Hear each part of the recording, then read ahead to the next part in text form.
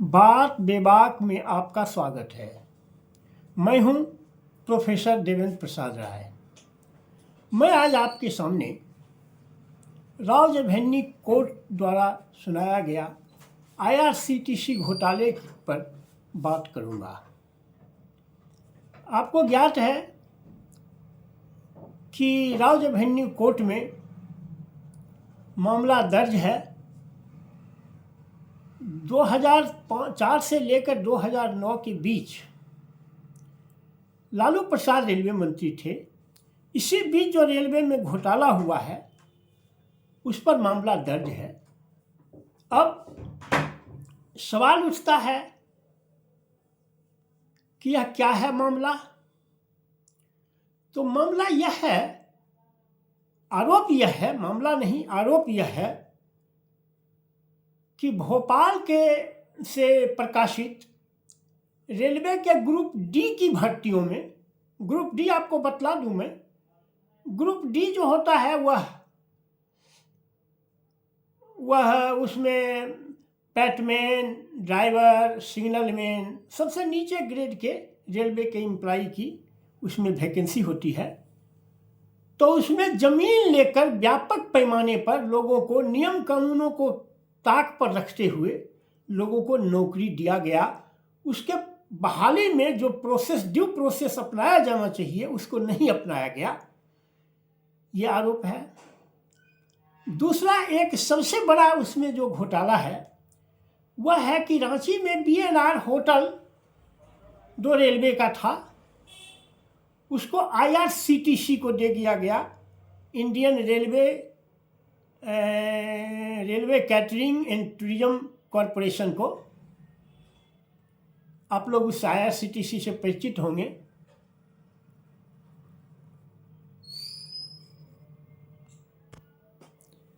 आप लोग उस आईआरसीटीसी से परिचित होंगे। उसमें उस होटल को विनय कोचर और विजय कोचर जो पटना स्थित एक सुजाता होटल के मालिक हैं उसको लीज पर दे दिया गया। और विनय कोचर और विजय कोचर ने अशोक राजपथ पर 3 एकड़ जमीन 1,47,00,000 रुपया में एक डिलाइट मार्केटिंग कंपनी लिमिटेड को के हाथ बेचा। और वह delight marketing company limited 65 lakh में लाला प्रोजेक्ट जो लालू प्रसाद की संस्था है उसको ट्रांसफ़र कर दिया गया। अब सोचिए, जिस समय यह किया गया उस समय भी अशोक राजपथ पर 3 एकड़ ज़मीन की कीमत 15 करोड़ से कम नहीं होगी। और 15 करोड़ की ज़मीन आपको 65 लाख में मिल जा रही है। यह तो औने पौने दाम भी नहीं कहिए, यह तो कहिए कि मुफ्त में दे दी गई। यही घोटाले का आरोप है। इन सारे तथ्यों से पता चलता है कि घोटाला तो हुआ ही है। अब उसमें 41 लोगों को कन्विक्ट किया गया है, 41 लोगों पर आरोप तय किया गया है, जिसमें 5 तो लालू परिवार के ही हैं, राबड़ी देवी, तेज प्रताप, तेजस्वी यादव, ये मीसा भारती, हेमा यादव, तो ये तो उन्हीं के परिवार के हैं। और शेष 36 लोगों पर भी आरोप तय कर दिया गया है। अब डे टू डे सुनवाई होगी। अब उसमें क्या देता है ये सीबीआई, कितना उसमें ये प्रमाण रख पाती है, कितना प्रमाण जुटा पाती है, इस पर निर्भर करता है। ये फैसला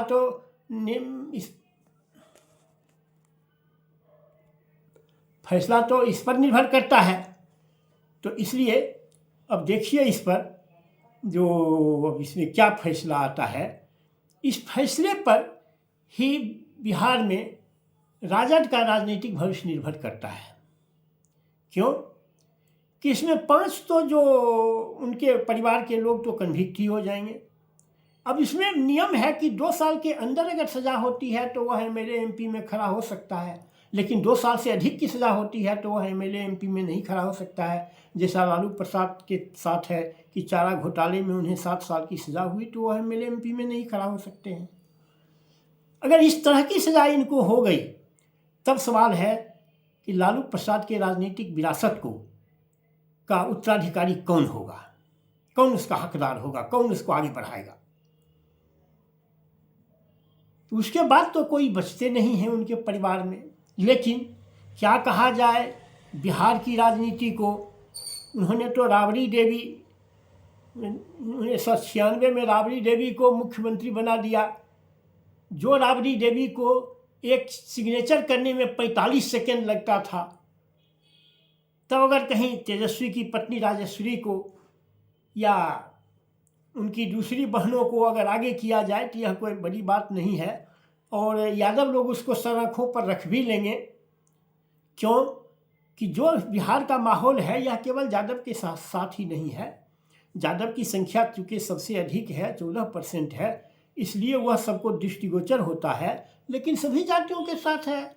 भूमिहार जाति भी अपने जाति के अपराधियों को भी बोरा भर भर कर वोट देते हैं, सर आँखों पर रखते हैं। यही बात राजपूतों के साथ है, अपने अपराधियों को भी नेता चुनते रहते हैं। यही बात सबके साथ है, मुसलमान कोयरी सबके साथ है। तो इसलिए अगर कोई दूसरी बहन आ जाए तो वह कोई आश्चर्यजनक चीज़ नहीं होगी। और बिहार का जो राजनीतिक समीकरण है, यादव के साथ मुसलमान तो हो ही जाएंगे, क्योंकि भाजपा के मुसलमानों की देश में कोई राजनीति नहीं है। जो भाजपा को हराएगा, हराने में सक्षम होगा, उसी को वह वोट देगा। तो दूसरी तो कोई ताकत ही नहीं है बिहार में एनडीए के बाद। तो इसलिए अब लेकिन वह कितना हद तक हो पाता है यह तो आगे का समय बतलाएगा। बस आज मुझे इतना ही कहना है। Thank you very much.